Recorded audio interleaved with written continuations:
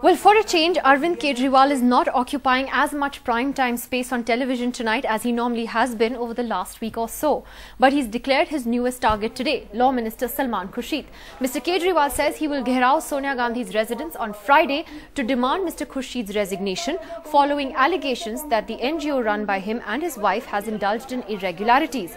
Yesterday, a Hindi news channel alleged that the NGO forged signatures of senior officials in several districts of UP, depriving disabled people of their money. Mr. Khurshid's wife, Louise Khurshid, has denied the allegations, calling them false, malicious and baseless. Mr. Khurshid himself is believed to be out of the country. Meanwhile, at a time when the government and Robert Vadra are under constant attack from Team Kejriwal, the Prime Minister today spoke about a mindless atmosphere of negativity. The mindless atmosphere of negativity and pessimism that is sought to be created over the issue of corruption can do us no good. It can only damage our nation's image and hit at the morale of the executive.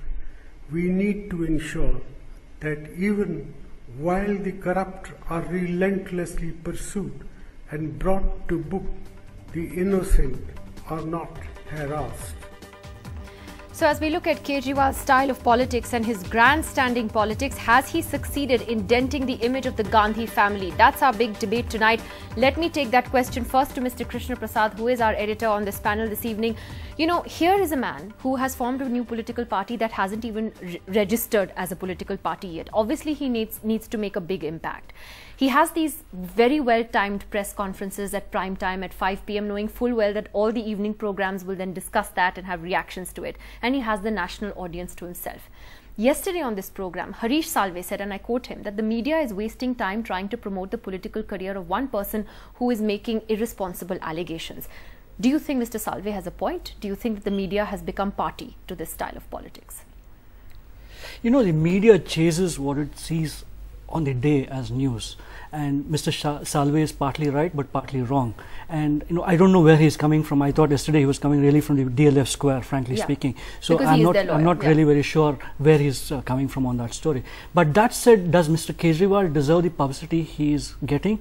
We should have asked this question when this whole Team Anna business was happening at Jantar Mantar or at Ramlila grounds. We gave them the same publicity at that point of time, and at this point of time too, because of all that you're seeing across the country in terms of scams, scandals, all these shenanigans of these ministers and so on, Mr. Kejriwal, for whatever it is, for good or for ill, seems to represent a small section of society, albeit a significant section of society, which seems to relate to these issues on hand. So I do think the media is well within its rights to push him and promote him and to show him and project him. But that said, has the media taken a stand on this story? We are not very sure yet, but I think the media has erred in many of the things it's done, for sure. You know, it's not asked the proper questions of Mr. Kejriwal, you know, especially in some of the very vigilante kind of techniques that is adopted, vis-a-vis, say, you know, cutting off electricity and so on and so forth. But I think on the core issues of the day, I think the media has surely fallen short of asking some of the questions, but in fundamentally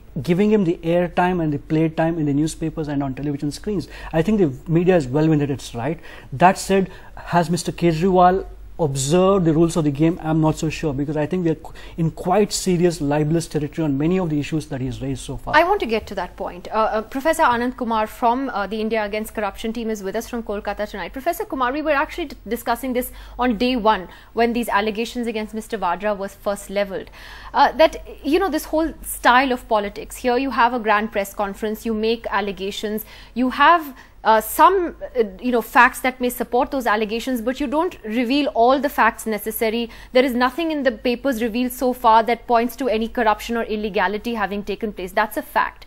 Yet, you know, for instance, yesterday Mr. Kejriwal talks about a High Court order on a plot of land that was given for an SEZ to DLF, but he fails to mention that the Supreme Court had stayed that order. So is he using the media to promote his new political party, and he's doing it well?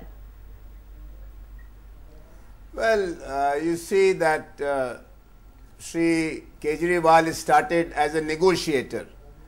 He was there in the delegation with Anna Hazare ji to draft a bill about checking corruption at the highest levels.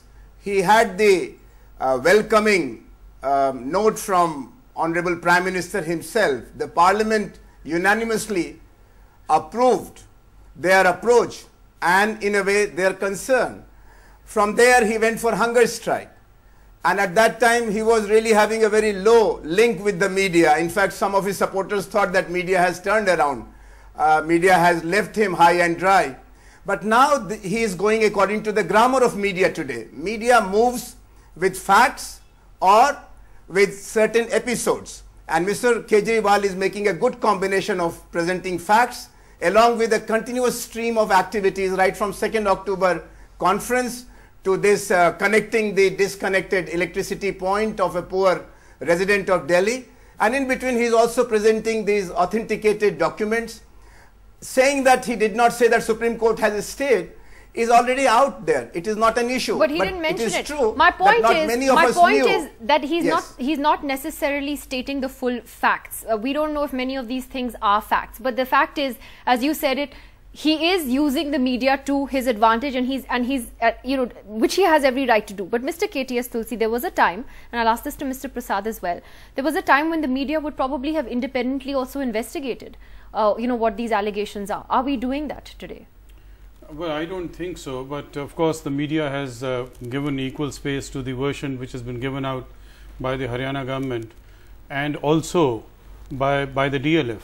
So therefore media is perhaps playing a balanced role in this, but I think that if anybody's image is dented, it is Mr. Kejriwal's own image. Why? Because two of the allegations that he has made, one with regard to Wazirabad land and the other with regard to Manesar SEZ, these are the cases which, according to the reports which have been in the media, on the versions which have been given out either by the Haryana government or by the DLF in the media, they pertain to, so far as Wazirabad land is concerned, the land was acquired in 1989.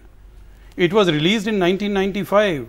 It is a project which was adopted by the Lokdal government, and the land was initially given to East India hotels, right. and with the permission of the High Court, the land was transferred. And then to say that club it with hospital was to come up only on 18 acres of land, and that was by the East India hotels, which they were not able to do. So the entire project was shelved, and thereafter with the permission it was given to the second with regard to Manesar is also... No, because these facts did come out yesterday. So yes. Are you saying he's getting away with half-baked facts? I don't think he's getting away.